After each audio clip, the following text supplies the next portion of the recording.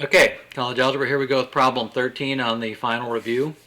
This is kind of the last in a series of about 5 problems that are exponential or logarithmic in nature. Um, there's 2 options that I had for the final. There was this question, which actually requests that you actually come up with the function itself. It describes a situation, you have to come up with the function. The other one, very similar, it's a 2-part question like this one is, but I believe that it actually gives you the function, and then in part A you have to evaluate the function at a certain number. That's the kind of the easy part. And then part B, it's an evaluation, but they give you the result and you actually have to solve the equation for the right number of years or the right number of hours or minutes for bacteria to get to a certain level or something like that. So of the 2, I don't know which one was really easier, which one was harder. But let me show you how to get through this one. If you can get through this one, then you've got a pretty good understanding of how these things work. And if you find the one on the final to be a little easier, then great. If you find it to be more difficult because it's different, then I don't know, it shouldn't be. It should be just fine. So here we go. How do I even think about this problem? Well, here's how mentally I think about it. And I'm going to use 140 and not 140,000 because I can just use 140 and 160 and I can get by with that. So I start off in 1990 with 140,000 people. And then 20 years later, population grows to 160,000. Now, because it uses the word growth rate, then we can assume that we're using an exponential function in order to simulate this population growth. The other clue is that generally population growth is simulated through that kind of function. And the other clue is this is the 5th in a row where you're doing exponential and logarithmic problems. So you got a few clues that this thing is definitely going to be some kind of exponential formula. So here's how I think of it. I think, okay, each year I multiply times some number, right? And I'm going to do this 20 times. So dot, dot, dot, times this, times this, times this. So there's 20 of these. This times this, times this, times this. I'm not going to write out all 20 of them.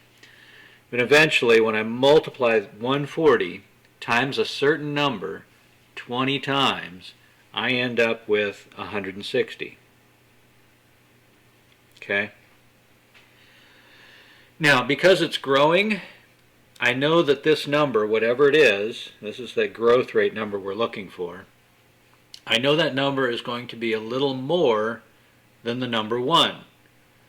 Because if I multiply by the number 1, I end up with 140. I can multiply by the number 1 20 times, I'm still going to get 140. If I multiply by something less than 1, say 0.9, I'm going to end up with something a lot less than 140 at the end. So this number here, the number I'm looking for, is going to be slightly greater, and probably very slightly greater than the number 1. So how do I find this number? Certainly not going to guess and check it. It's going to take forever. So what I'm going to do is I'm going to say, how do I write multiplying by a number 20 times? Well, that's what an exponent is for. If I take the number 140 and I multiply it by the number x, so this is 140 times x, and I want to do that 20 times, all I got to do is put a 20 there. And that means take 140, multiply it by this number 20 times. Same thing. It'd be like expanding out 20 of these things up here. And when I'm done, I want to get to 160. So to find this growth rate that we're looking for up here, to find that growth rate, all I have to do is solve this equation, which is a lot easier to do than you think. I'm going to divide out the 140. And when I divide out the 140s, I get x to the 20th is equal to, all right, we're gonna go with 1.142857143, give or take some epsilon and delta. Now, how do I find the x? How do I solve for x? Well, I have to take the 20th root of x to the 20th, gets me x, and then the 20th root of this number. Now, here's how I'm going to actually do this. I'm going to take this number, this 1.14 dot dot dot dot. It's going to be in my calculator in the mantissa after I take the 160 and divide it by 140. And what I'm going to do is I'm going to raise this to the 0.5. That's the one, no, not. I'm going to raise this to the 1/20th power, 1/20th. And by raising it to the 1/20th power, I'm effectively taking the 20th root of this number. So let's just go ahead and crunch that out in the calculator.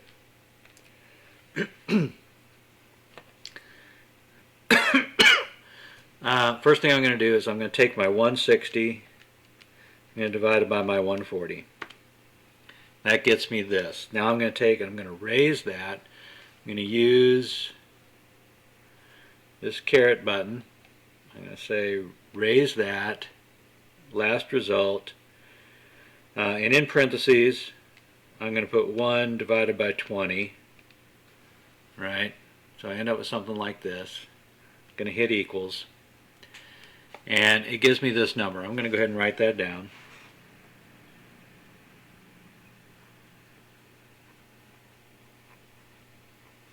Okay. And the instructions tell me write your answer as a decimal rounded to 5 decimal places. So 1, 2, 3, 4. That's out to here, which means we look at the one beyond, and since it's greater than 5, then everything gets ticked up 1. So what we're going to write is 1.00670. And that's our growth rate. Now, once we have the growth rate, then finding this exponential function that models the data is just a matter of putting things back in place, and we've just about written it here. Okay, except the variable is going to be this. Okay, we're going to say, well, for any given number of years, we can calculate the population based on the population known at 1990 times a specific growth rate. So population, okay, so this is part A here, and then part B, we just simply have to write it out. Population is 140 times 1.00670. I'm going to use y as the exponent for years. And then all I have to do is clarify what the y means, where y equals